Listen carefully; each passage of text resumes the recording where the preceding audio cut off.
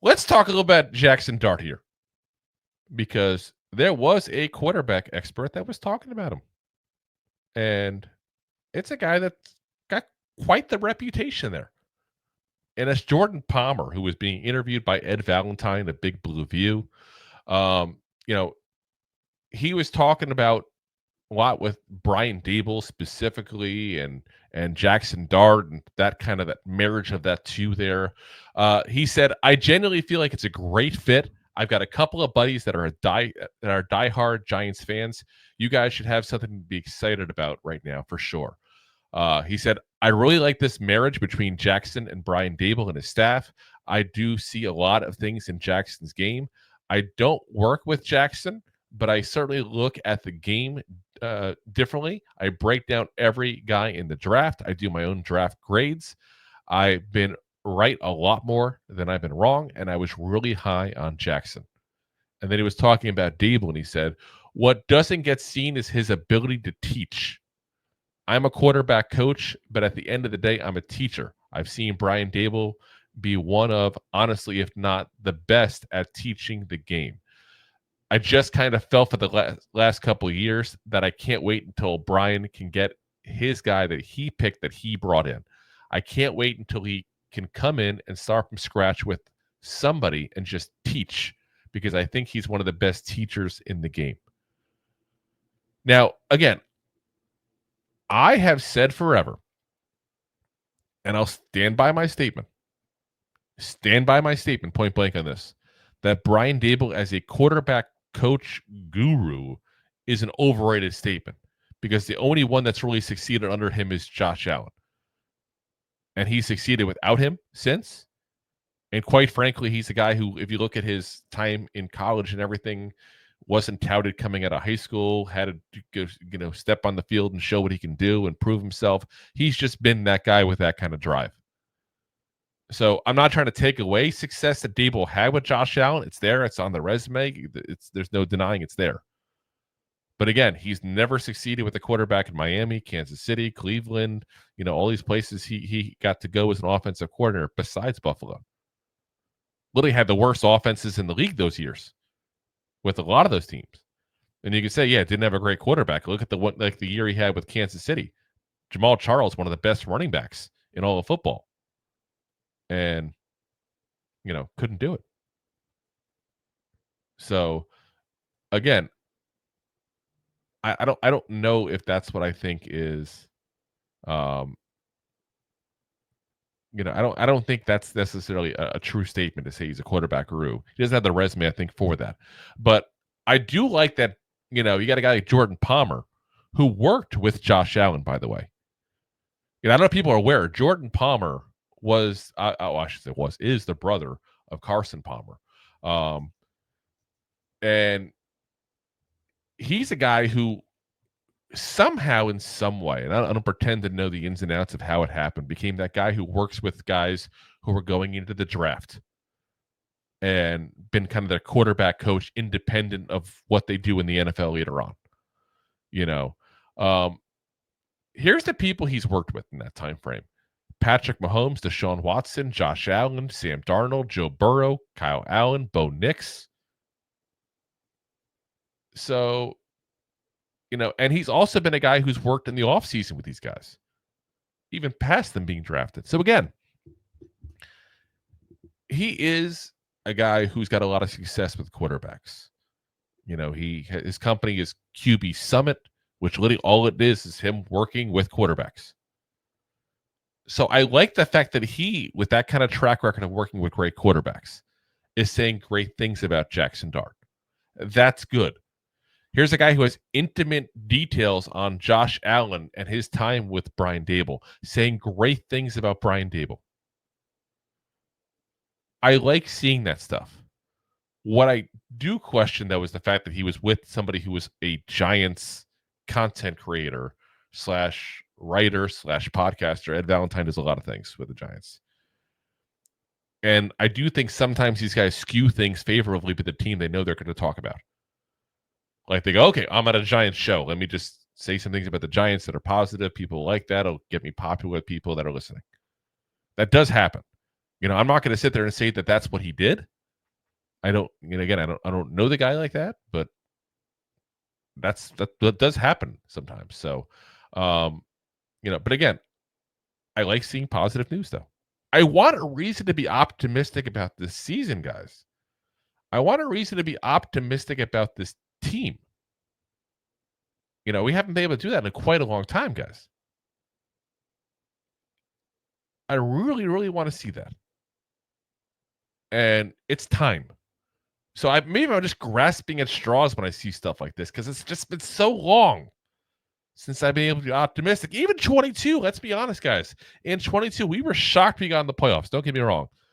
But did anybody go, oop, we're building up. We're on our way to a Super Bowl win again? I don't think anybody was doing that. We were excited to get in the playoffs. We all knew that in the end, Daniel Jones was not going to lead us to the promised land. Exciting ride. Like I loved it. Like it was a fun time as a fan. But again, wasn't getting us to the promised land. Is this maybe a move that starts getting us there? If he's the right quarterback, he is a move that gets us there. So it's nice to have some hope for optimism. Again, I'm not going to sit there and say he's the guy because I didn't think he was when we scouted him. But again, as we say all along, I don't have the ability to sit down and talk to these quarterbacks. And that's a big difference there. Same as we were bigger on Shedeur Sanders than obviously everybody else in the NFL was. But we didn't have the chance to get him in the interviews and find out the issues that they had with him. Him not taking interviews serious and not learning things and not, giving attitude back to Brian Daboll if that's what happened, as it was reported. Like we weren't around to see that stuff. So, like I said, I'm hopeful with Jaxson Dart, and my biggest thing is I'm hoping they don't rush him. And I see a couple of you guys saying similar in the comments as well. That's a big thing for me as well. Don't rush this kid. Let him sit. Let him learn. Play him towards the end of the season if you want. I'm not saying he's got to sit the entire season, but don't throw him to the wolves in week 4 like we did with Daniel Jones. Let's be honest. That was a move that Pat Shurmur made to save his job. He thought that this would create a spark maybe, and they would start winning, and all of a sudden he can go ahead and do that, and things would be better for him, and he'd get another third year there with the Giants. Obviously, that didn't work out how he had planned it, but I think that's what the whole plan was there. Let this kid sit. You got Russell Wilson for a reason. You got Jameis Winston for a reason. You kept Tommy DeVito for a reason. I've said point blank, Russell Wilson looks like it's going to be is the starter. That's what it's going to be. I see you, Perry, in the comments. I don't necessarily disagree. I would have been fine with Winston starting. Point blank. I think Russell's got more talent, but I think Winston would have been, the guy that I would have put in as a starter and just call it a day. But let him go ahead and start Russell Wilson. That's what you plan on doing. Let Jameis Winston sit as the backup. Keep Tommy DeVito in case there's an injury so you can make him the backup. And keep Jaxson Dart off the field, guys. That wasn't a pro-ready system that they had there in Ole Miss. Point blank was not a pro-ready system at all.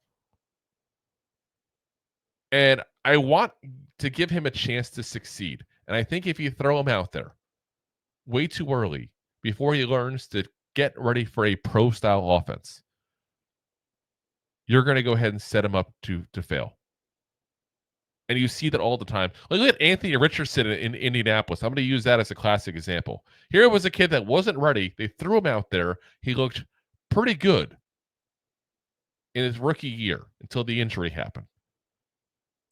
And then last year, came crashing down to what he actually is right now because they never took the time to develop him. And they wasted that pick as a result. And now look at that. Daniel Jones might beat him out in camp. It's an actual competition. And if you notice what's going on in Indianapolis, they're doing videos like crazy. Videos like crazy of Daniel Jones. Like they're pumping him up just in case he takes the job.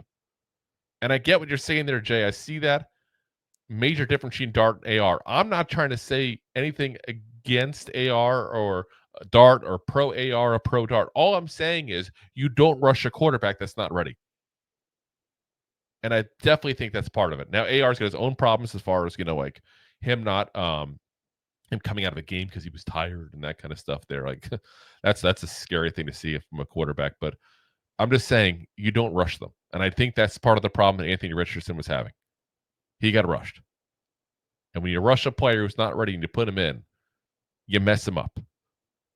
Kind of like when we messed up Daniel Jones by giving him, a guy who point blank should never been a coordinator, basically the way he was with the Giants, and Jason Garrett.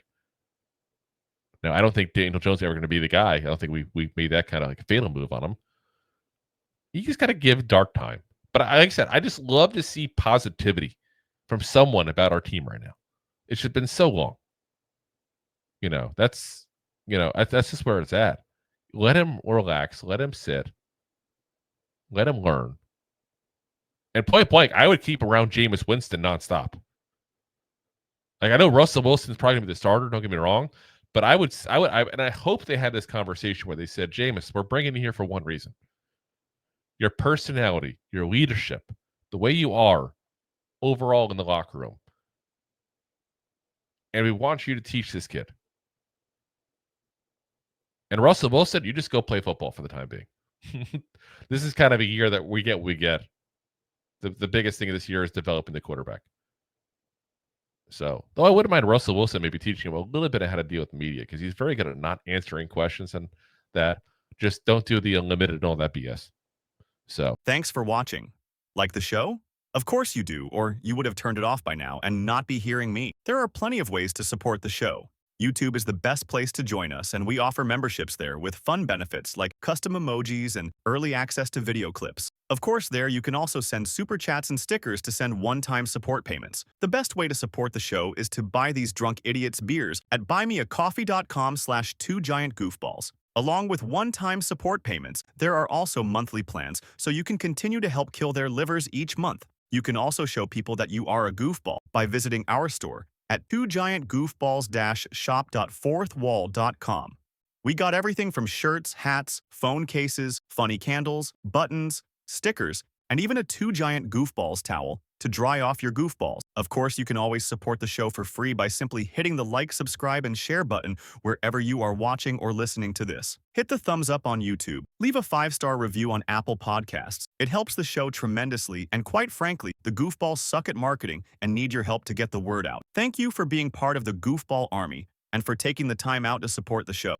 If you like that clip, then you will love the full episodes too. Find us on your favorite podcast app and look for us on all your favorite social media platforms. Thanks so much. Please, I'm begging you.